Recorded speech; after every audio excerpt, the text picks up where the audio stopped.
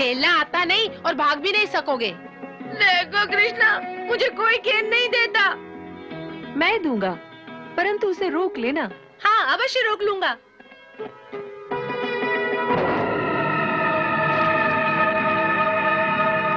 मैं कहता था ना कि मनसूखा को मत दो, ये नहीं रोक सकता। और वहाँ से गेंद लाएगा कौन? भेजो मनसूखा को। नहीं नहीं, मनसूखा को क्यों? वो बेचारा डूब जाएगा। तो फिर तू ही लेके आ। हाँ, तू ही लेकर आ। तूने ही फेंकी थी, तू ही लेके आ। अच्छी बात है, मैं लेकर आता हूँ।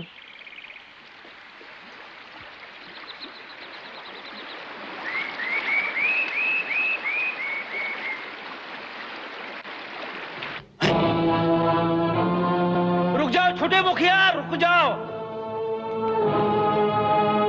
मुखिया, छोटे मुखिया रुक जाओ, छोटे मुखिया रुक जाओ।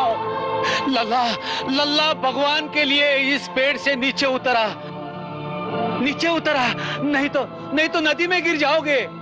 नदी में ही तो कूदने जा रहा हूँ काका। क्या क्या कहा? नदी में कूदोगे?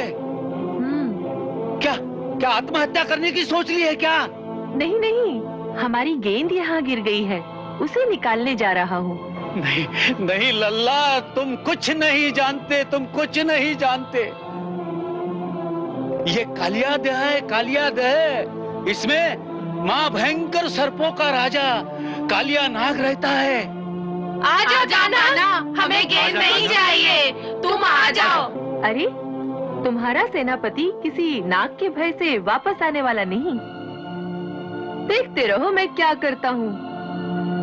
नहीं नहीं काना, नहीं काना, मत जाओ काना, नहीं जाओ काना, मत जाओ काना, नहीं काना, नहीं काना,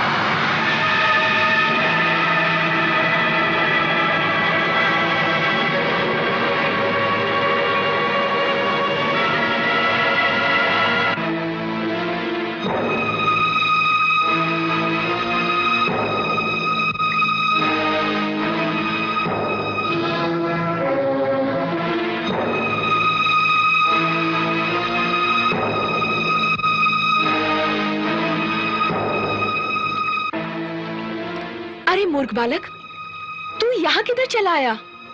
मेरी गेंद यहाँ गिर गई है, उसे लेने आया हूँ। हाँ? गेंद? कैसी गेंद? इतनी छोटी सी खेलने की गेंद। अरे इतनी छोटी सी गेंद तो क्या, यहाँ हाथी भी गिर जाए तो नागराज के विष से भस्म हो जाता है। जाने तू अभी तक कैसे बच गया? जा वापस चला जा। खाली हाथ लौट जाऊंगा तो मेरे मित्र मुझ पर क्रोध करेंगे। मित्रों के क्रोध से तो तू बच जाएगा, परंतु नागराज के क्रोध से तुझे कौन बचाएगा पगले? तुम। मैं? हाँ, तुम ही तो अपने पति के क्रोध से मुझे बचा लोगी ना मैया।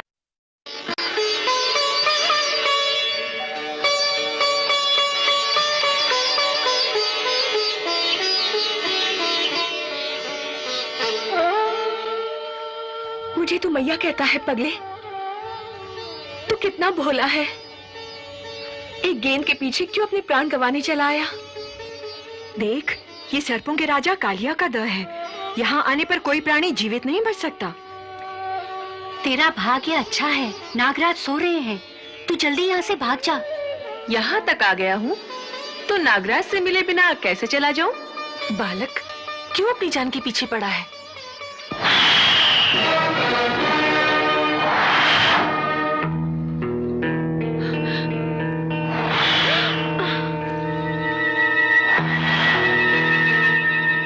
इतनी कोमल, इतनी सुंदर देह पल भर में भस्म हो जाएगी। अरे पगले, ये बाल हट करने का समय नहीं, चल मैं तुझे बाहर छोड़कर आती हूँ। मुझ पर दया ना करो नागरानी, अपने पति पर दया करो।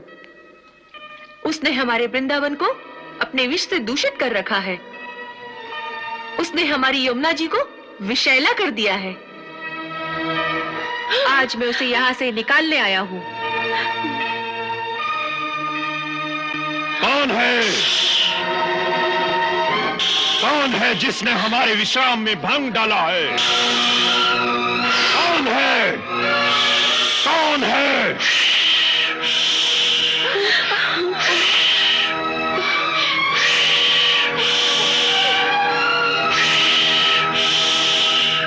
कौन है?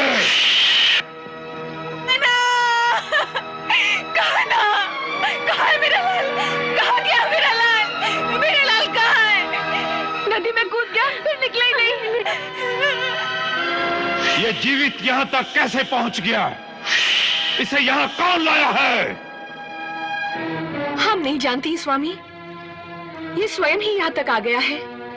कोई अनजान बालक है, इसकी भूल को क्षमा कर दीजिए।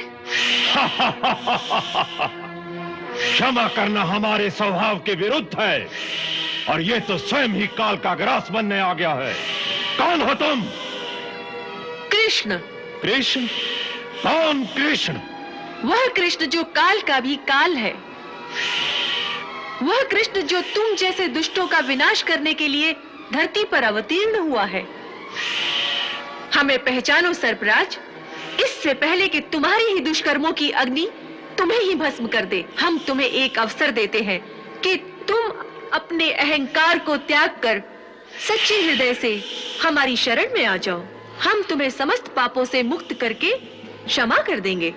हमें दया की भीख मांगने को कह रहे हो, जबकि इस समय तुम्हारे प्राण हमारी दया पर निर्भर हैं।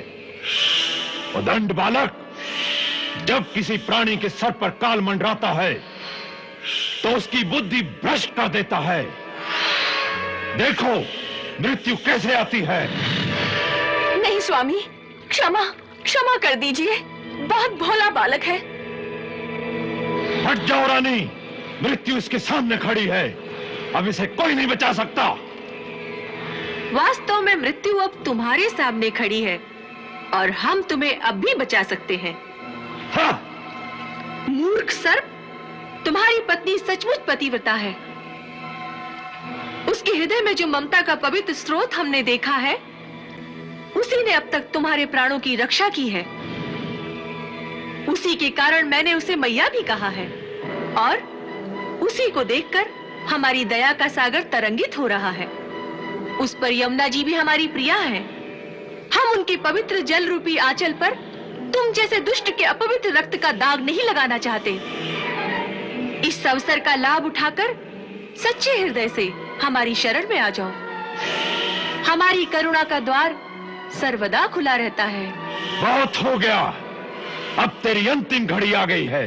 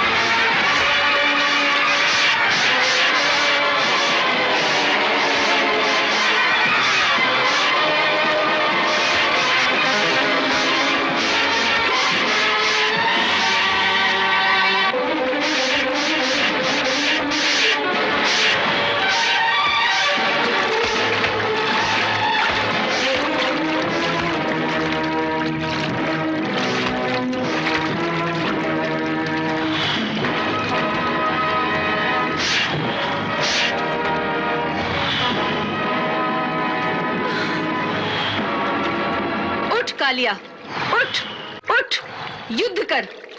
नहीं, नहीं उठा जाता। आंखों के आगे अंधकार छा रहा है। क्षमा, क्षमा हे नाथ, हमारे पति पर दया कर दीजिए। मैया कहा है तो मैया को विधवा मत करो।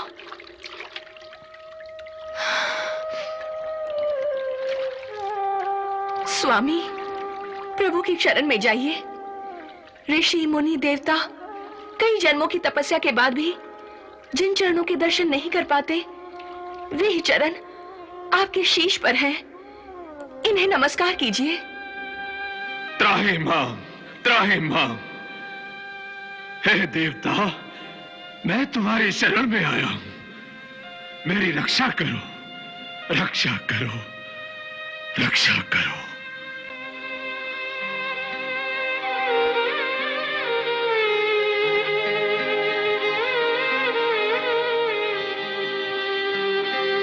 तथास्तु।